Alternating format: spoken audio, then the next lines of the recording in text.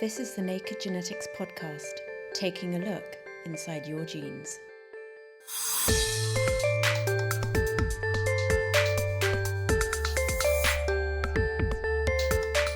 You may not realise it, but all the food you eat has been genetically altered over time by plant and animal breeders, capturing advantageous traits to grow more nutritious and easy to farm foods as efficiently and healthily as possible. Maize, or corn as it's often known, is a prime example of this change. Teosinte looks a bit like maize. It's a very large plant. It can be 10 to up to 15 feet tall. So you can think of it like a wheat plant, but 5-6 times bigger. However, it doesn't have one big ear or two big ears. It has dozens and dozens of just tiny little ears, each of those tiny little ears having maybe only 10 kernels. Plus, is attractiveness to mosquitoes in your genes? And our gene of the month is small but significant. This is the Naked Genetics podcast for May 2015 with me, Dr. Kat Arney, brought to you in association with the Genetics Society, online at genetics.org.uk.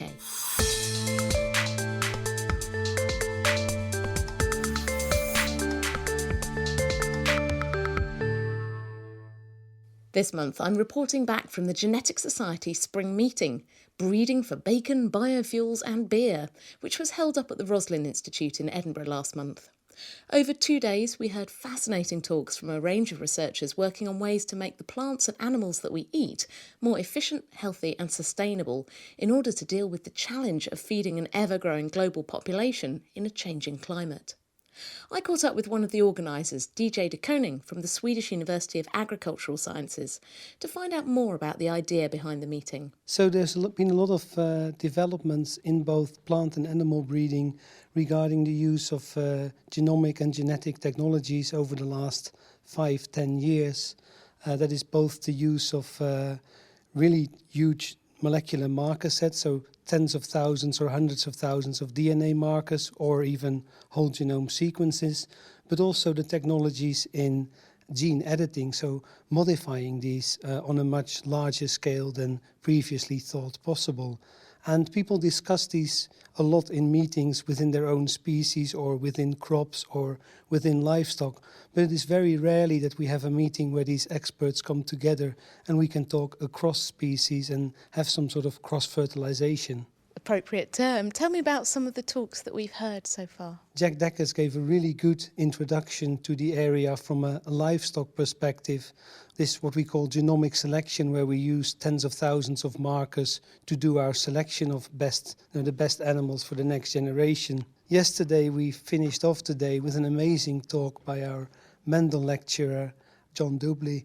He gave a beautiful introduction also, first of all, of the history of domestication of maize from Teosinte, and combine top-notch science with improving agricultural production. And that is also one of the big challenges we have now is, if the population keeps to grow, we need to feed them, and all of this is combining to that. The talks we heard yesterday, that was all about the changes that have been brought about through conventional breeding, selecting animals or plants that have interesting characteristics and breeding them. And it was amazing to see how much change just from conventional breeding people have managed to bring about in species that we know and love and eat. But then this morning we heard talks that are taking it to the next level. Tell me about that. Yes, this morning there were several talks about genetic modification, how we can change individual genes or bring in genes. And this has been happening in plants and livestock for decades already. But with the new technologies like CRISPR and TALEN, this can be done in a much more efficient way. And especially for livestock, these techniques have been discussed for a long time, like GM chickens and GM pigs. But to do it at a scale that you could actually consider having this as commercial production was always deemed unfeasible because of the inefficiencies. One other highlight is the talk from Sweden, from Liwa Zhu, where she introduced how we use traditional selection and genome editing to domesticate an entirely new crop, which I find personally highly exciting. Painting a picture of what the future might be like, bringing together conventional breeding, bringing together gene technology, gene sequencing, genome editing. Can you almost imagine what some of the foods that we eat, how those species might change, say, in the next 50 years? What would be your vision of the future of how some of these technologies come together? That is a really good question. Of course, first of all, we have to develop the technology, and then we have to implement it and get it accepted. So the key question for how the future will look is whether gene editing is treated differently by the regulatory framework and the consumer perception as gene modification. Because with gene editing, we do a very precise change, and we don't bring in genes from a completely different species as was done in the past. So how it could look, I think the systems could become more specialized, but a lot of that specialization will happen at the breeding company level. So what I would hope is that at the farm level and the retail level, we can offer a more uniform, responsibly grown product that people can enjoy eating. And so we know that we need to produce more food with less input, and all of these technologies have their role to play in that. You mentioned some of the public attitudes to things like genetic modification and gene editing. Do you think that is maybe the biggest challenge, to get people to accept eating foods that have had these changes made to them? I think it is a misconception that we simply need to educate the public. I think the public is smarter than we take them for, and I think some research has shown that giving people more information only strengthens them in their opinion, regardless of whether they were for or against GM food. But I think we have to show and justify. And the other problem is that because of the cost of the regulations, the GM produce has been driven in the hands of the really big biotech companies that already have a negative perception. They have a negative perception themselves with the general public. So if we can do things more from involving the consumers along the way, I think we have to develop, follow the market better and develop products or animals or crops where consumers see there is a justified way. It's not just helping the companies make a profit, which is a valid reason in their own right, because companies need to employ people, but also it does, help us to produce more sustainably. I think then we can get this message across. So overall, if you could sum up the feeling that you've got from people presenting, the conversations that have been going on, what's the general feeling in the world of animal and plant breeding for our food, our bacon, our beer, our biofuels, our bread? I think there is that at the technological level, we are all very excited, and we really see good opportunities to increase food production over the next 5 years, 15 years. To make that a reality, we have to engage the industry stakeholders and the retail market. But I think from this meeting, I think there is an overall sense of optimism, how we can now combine these techniques for a more sustainable food production. That was DJ de Koning from the Swedish University of Agricultural Sciences. As we head towards the summer, we've got some news that might be useful if you're heading off on vacation to a tropical destination. Holidays can easily be ruined by the misery of mosquito bites, as well as the risk of catching serious diseases such as malaria or dengue fever. But could attractiveness to mozzies be in our genes? James Logan from the London School of Hygiene and Tropical Medicine has been finding out. So to test how attractive you are, we use an olfactometer, so a Y-shaped tube essentially, which allows us to place volunteers' hands inside the tube, and we test the response of the mosquitoes to odours from volunteers' hands. So if mosquitoes are attracted to the hands, they'll fly towards them. If they're not attracted, they'll fly away. So in our study, we studied twins essentially, and we looked at the behaviour of mosquitoes to the odours of identical and non-identical twins. Because identical twins should have pretty much matching genes, whereas non-identical twins are alike as brother and sister. That's exactly right, yeah. So the idea is that if there is some sort of genetic control going on, we'd be able to see that in the behaviour of the mosquitoes. So the hypothesis was that identical twins would be similar in their level of attractiveness, and non-identical twins would be different. I'm a bit concerned that you're getting volunteers to shove their hands in a tube full of mosquitoes. Are they going to get bitten? Well, in this particular experiment, the volunteers don't get bitten. There is a mesh between the mosquitoes and their hands, so they don't actually get bitten. But I have to say, we do other experiments where people do get bitten, and they're pretty happy to do it. It sounds crazy, but regardless of whether they did or didn't get bitten, what did you find when you wafted these mosquitoes towards different people's hands?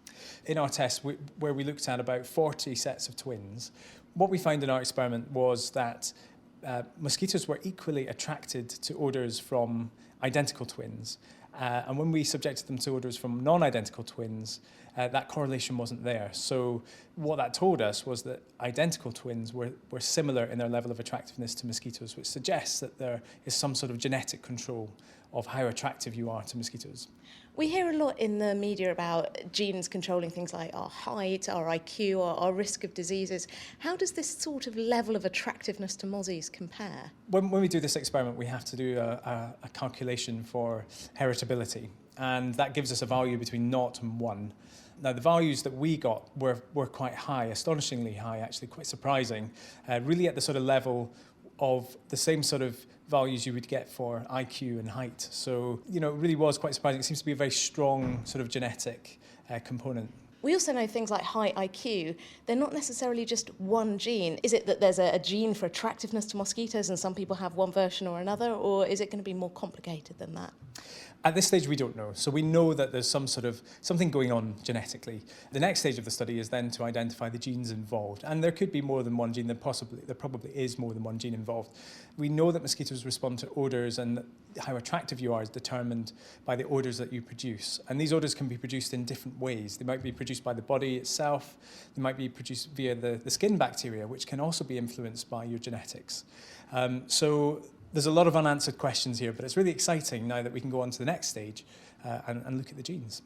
So once you do find these gene or genes that might be involved, what's the plan? Is it just to be able to test someone and go, bad luck, maybe don't go on holiday somewhere where there's mosquitoes? Yeah, I mean, that is something that we could think about. You can have your genome screened for all sorts of things nowadays, and that could be one of the things that we look at, is your susceptibility to being bitten by mosquitoes. And that has more serious implications for populations in disease-endemic countries where malaria or dengue is a problem, for example. So we could look at the risk of certain populations and take into account how likely they are to be bitten when we do predictive modelling. But more than that, we could possibly develop a new technology. So you might imagine taking a pill when you go on holiday, which causes the body to naturally upregulate the production of these natural repellents, which is what makes us unattractive. And that would minimise the need for putting topical repellents on the skin. There's a lot of sort of folklore and old wives' tales about maybe you should eat garlic or drink different things to repel mosquitoes. Is there any truth in that now we're getting towards the summer holiday season? It'd be good if there was. And a lot of people have various anecdotes about Guinness is one of them, or gin, garlic, vitamin B. The truth is, there is no evidence that it can make you less attractive to mosquitoes. In fact, studies have been done which have shown that vitamin B, for example, has no effect on how attractive you are to mosquitoes. One study in 2010 showed that if you drank beer, it made you more attractive. So take that advice as you will, and I'm not sure whether that'll stop people drinking beer when they go on holiday, but the difference wasn't very big, so I wouldn't be too worried about it. I think I'll risk it. James Logan there from the London School of Hygiene and Tropical Medicine. And now it's time for a few more of this month's genetics news stories. Regular listeners may remember the Genome Ethics Survey I mentioned in a recent podcast. Led by Anna Middleton, it's designed to discover public attitudes towards genetic testing.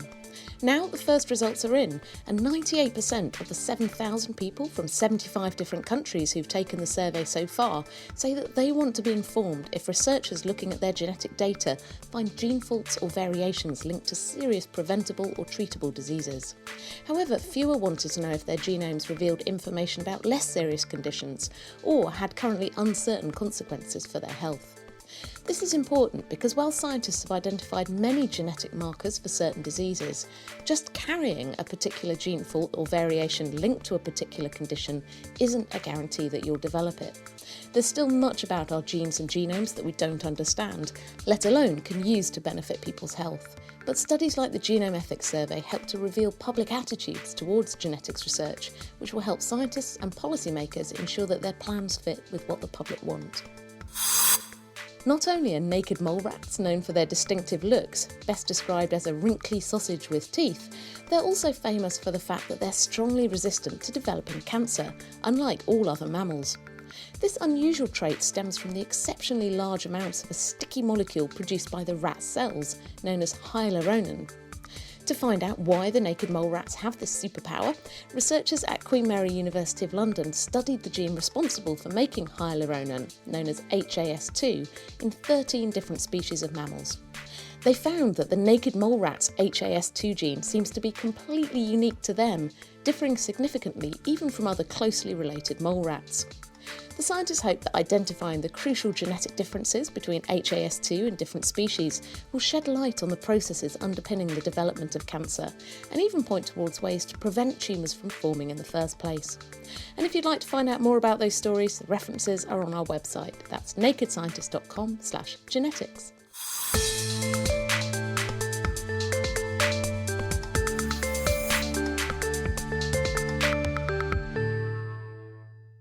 You're listening to the Naked Genetics podcast with me, Dr. Kat Arney. Still to come, we'll be finding out why size does matter after all. But first, it's time to hear from John Dobley, the winner of this year's Genetic Society Mendel Medal.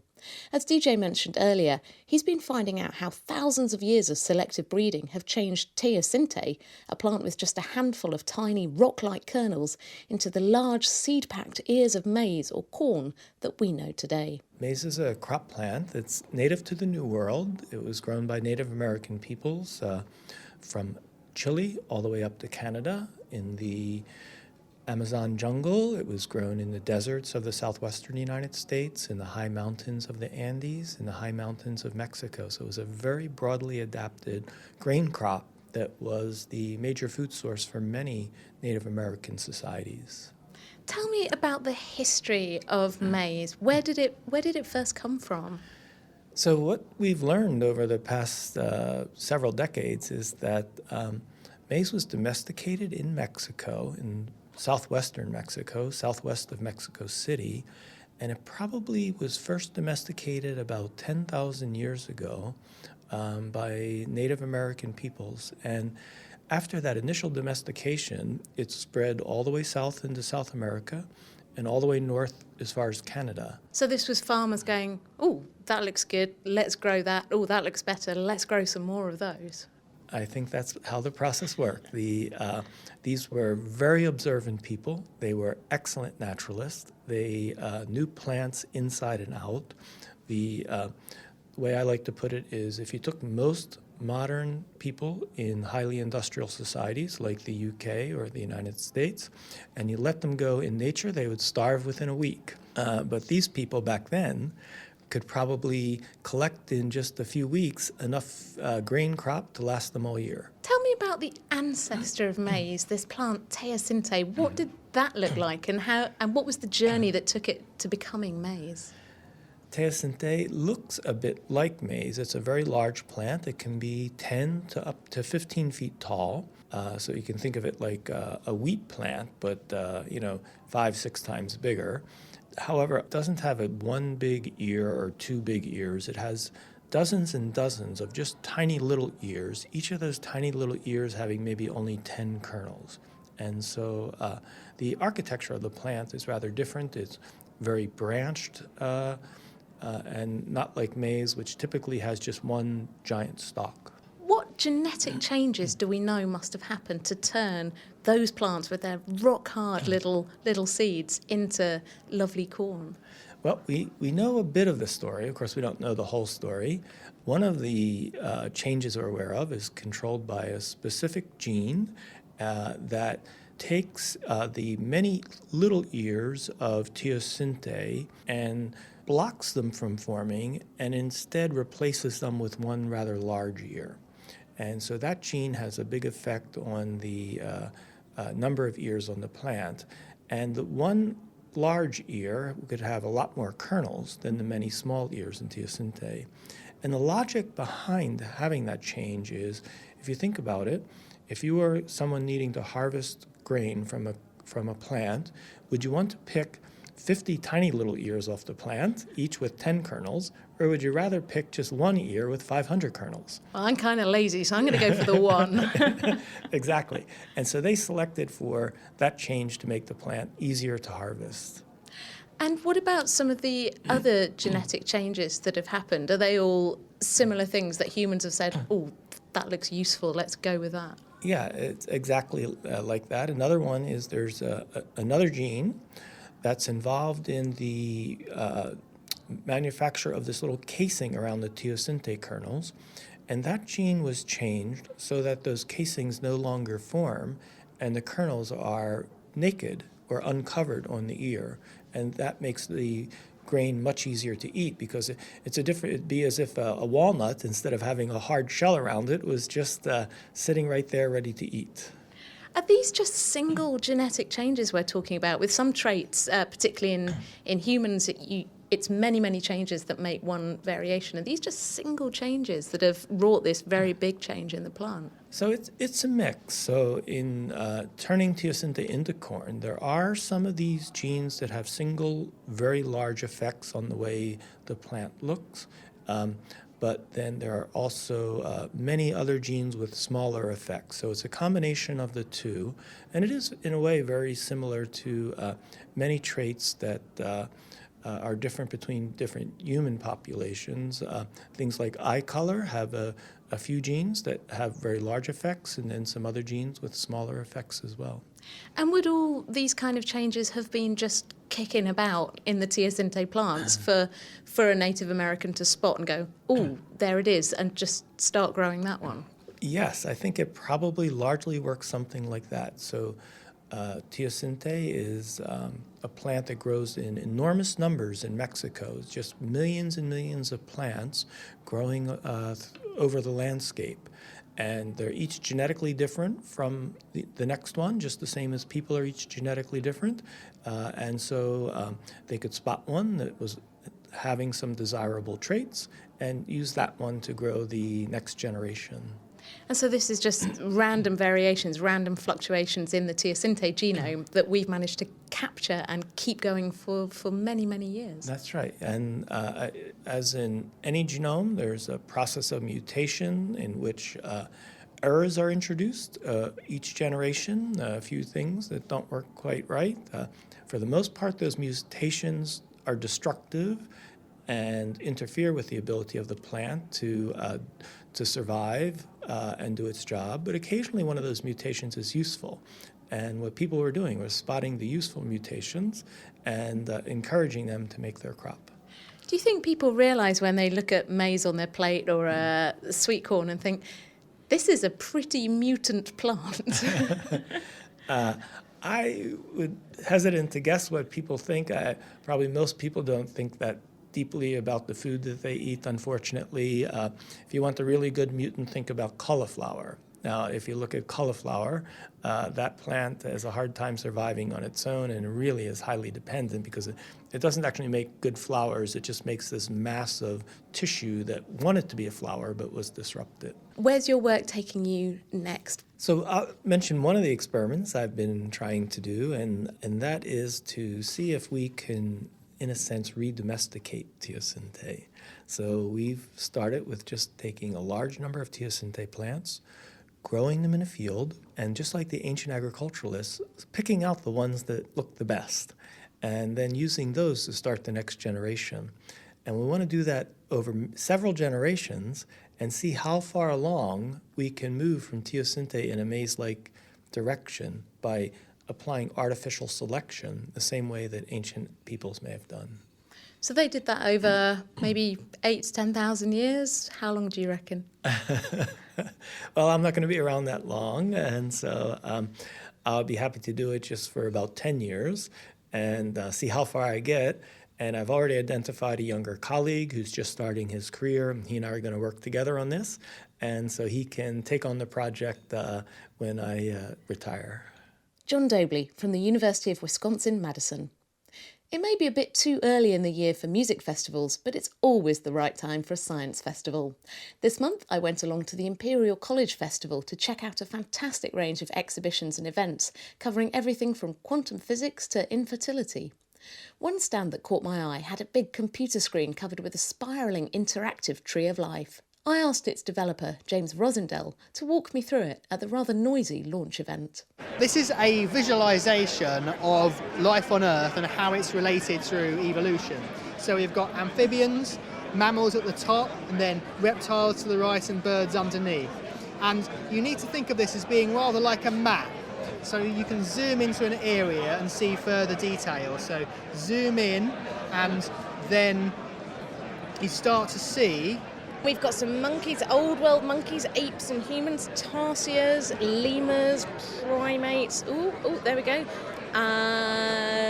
Flying lemurs, tree shrews. Okay, well, I'll show you the path to humans. So if we start from the top, these are tetrapods, that means 4 feet.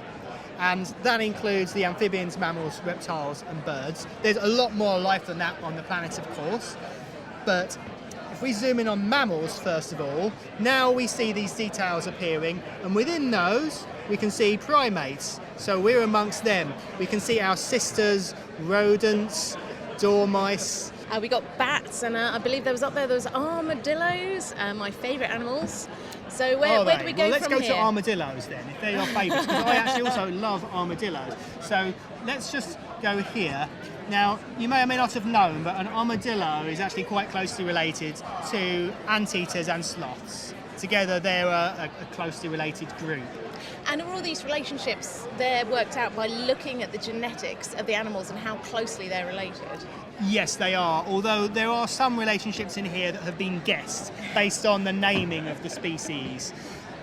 So if we just look at the armadillos, you can see that actually a lot of people would think that an armadillo is just one species, but in fact there are 20 species of armadillo in here, including some very weird sounding ones like the screaming hairy armadillo, the large hairy armadillo, and I saw where's the greater fairy armadillo? That is super cool. Unfortunately, we don't have an image of that one. So how does making trees like this, whether they're beautifully displayed like this or the kind of things that scientists might look at, how does this help us understand the diversity of life that's on this planet? Well, from the perspective of a scientist, you can collect all this amazing data and you might be able to analyse it with a computer, but if you can't get it into your human brain to think about it, then you miss out on using that intuition to notice patterns. So as a scientist, I think it's important to be able to visualise your data in order to find out what's going on. But I think there's another greater use for this, which is to show the general public and also as an educational tool the marvellous diversity of life on Earth, how it's related, and also because the colours here corresponds to extinction risk, how much at risk from extinction many of these species are.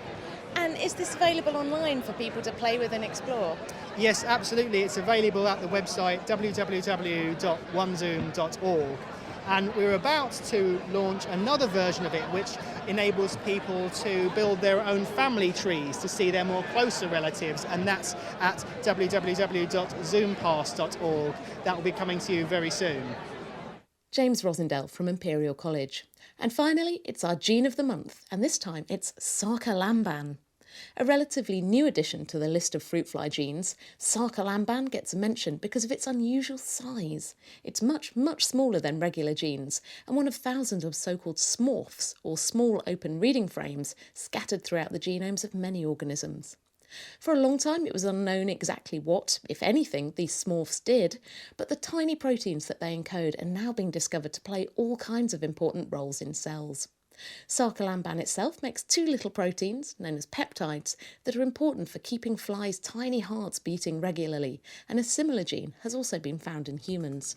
So, as with so many things in life, size doesn't always matter. That's all for now. I'll be back next month with more reports from the Genetic Society Spring Meeting, including how to breed a better cow. If you've got any questions or feedback, just email me at genetics@thenakedscientist.com. You can get in touch through the main Naked Scientist Facebook page or tweet me at Naked Genetics. Every episode of the Naked Genetics podcast is on iTunes and online at nakedscientist.com/genetics. The Naked Genetics podcast is brought to you in association with the Genetics Society, online at genetics.org.uk. I'll see you next month for another peek inside your genes.